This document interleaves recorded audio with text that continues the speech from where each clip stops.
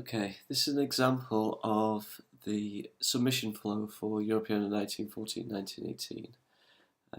Today this is just going to look at how to submit a story as a general member of the public. So first of all, you can either go to add your story or register and sign in first of all.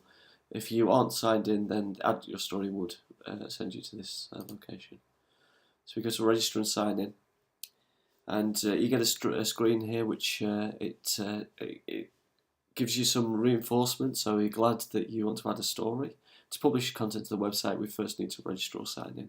So if you haven't registered already, then you would need to register here, asking for the username and email address, and then the register button.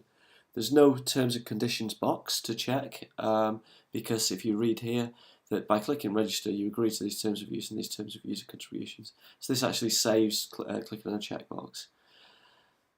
For logging in, you've got your username or email address and the password here. And again, these are fairly standard. The show hide would show or hide your password as you type it in. So, for instance, well, let me just show you. So, if I did username of Dean, password is password. If I were to click on this show button, that would change to a hide, and this would there see plain text of password. I haven't implemented that functionality, so this is just a test. But we'll log in. After logging in, you get to add your story. So you'll see straight away that there are 4 steps here: add a story, add items, review, and optional information. So here you can contribute your story, and it's split into just 2 things: the story title and the story itself. Notice that the next is greyed out, so you can't actually go to the next without filling this in. So story title, we'll call this a story about Horace. Story about Horace. As you can see there, this character count went down as well as you typed. I suggest that there is a limit that's in place here, just to ensure that there's no huge titles. It makes looking after the site much easier. And in the story, we're going to paste in this here already. You notice when I paste that in, this dropped down to say that English was detected. And so this is to save you selecting what the language is. It'd be good to actually check here just to see what the language is being typed in, and then for it to detect it automatically. If there's an override needed, then you can change it here. And so we'll now go to the next page. And so here you've got the add your items part of the journey, and straight away you've moved on to the second stage: add your items. You can browse, enter the item title and item description. So we're going to add a picture of Horace. So we'll click on the Horace's picture, we'll open that.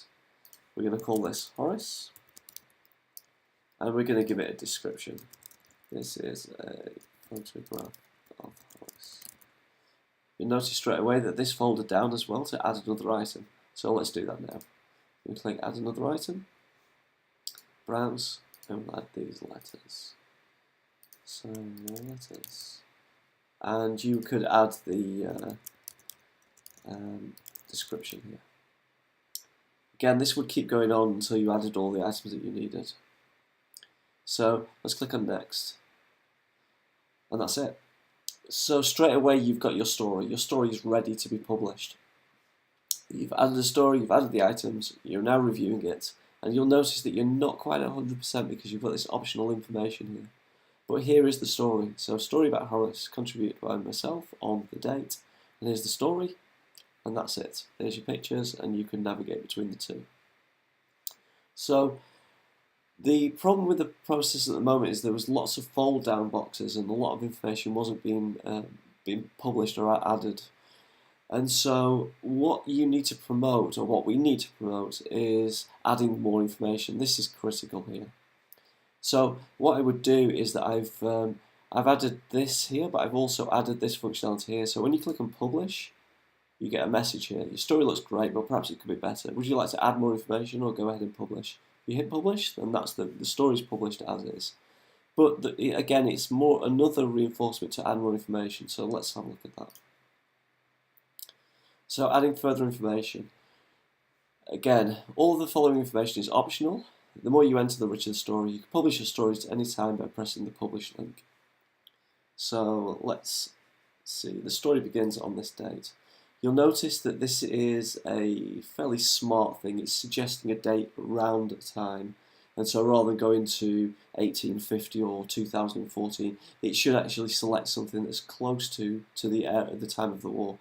And so we're going to do 14th of December, and I can type in here as well, so 12th of the 2nd, 1930.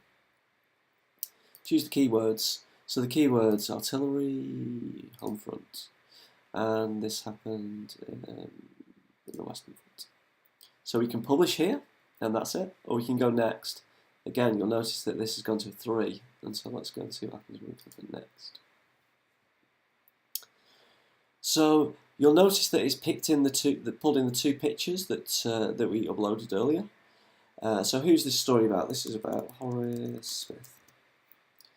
And choose a photograph. If we didn't have the photograph, we can upload another one here, but we'll select that one. Now I haven't implemented this, but when you select it, then that would obviously have a select banner around it, just to show that's the selected image. The date of birth of Horace, again smart, so it's going to choose something like 1890. Again, this needs refining, of course, but we'll choose that. And he was born in, I don't know, Preston, Lancashire. You'll notice that this dropped down as well, so as you typed in, then place name selection should come in place here. Date of death, we're going to say that he passed away on... Okay, and he died in France. You can here add another person, so you can keep adding people there, or you can move on. So where did the story take place? You've got a box here where you can type in, which is the same sort of thing as here, and you've got a little map here. You'll notice that this icon here, we can use this in more places. This is for contextual help, and so if I'm unsure about what to do here, I click on this, and it tells you things like auto suggest. So enter the country name, town or address, or a specific address, or the map marker, which you can move around. So we'll put in Paris, France. Again, you would have a drop-down box there with suggestions and the like. And this, of course, would refresh to show Paris, France, and so you could drag your marker around just to give better coordinates. You can also enter geolocation here, and this again is down here. So again, next or publish. We're at stage 2 of 3. We're almost there, so let's see what happens when we go next. So we go next, and you'll see that you've got 2 items here. So we've got this item 1. This isn't working, but this would actually say the name of the image. So this would say Horace, I believe we called it. Item creation date, end date. I'm not sure if these are relevant. I've left them in because they're in the current system. If they're not needed, then they shouldn't be in the system. Same likewise with place of creation and language of item. If this entire area adds no value, then I would actually skip this, and I would do away with it entirely. If it does add value, then obviously keep it in place. But we may want to check and test to see how many people actually fill in this information. I have a gut instinct that this may be irrelevant, certainly in this process. So I'm not going to add too much here. I'll say that this is English. I'm not going to add the dates. And then let's publish. And there you go. This is the story. So it's much richer, and it's pulled in the optional information. You'll notice that I've changed the way that it's laid out. So in the current design, it's just a long list of things. The story is about Horace Smith. He was born on, this is date, he was born here, blah, blah, blah. And so what I've done is I've tried to bring it in more into a story format. So this story is about Horace Smith, who was born on the 1st of January 1890 in Preston, Lancashire. Horace Smith died on blah, blah, blah, in blah. You can actually change this date format to actually read it in a human language. So it could say 14th of February 1913 rather than 1402 1913.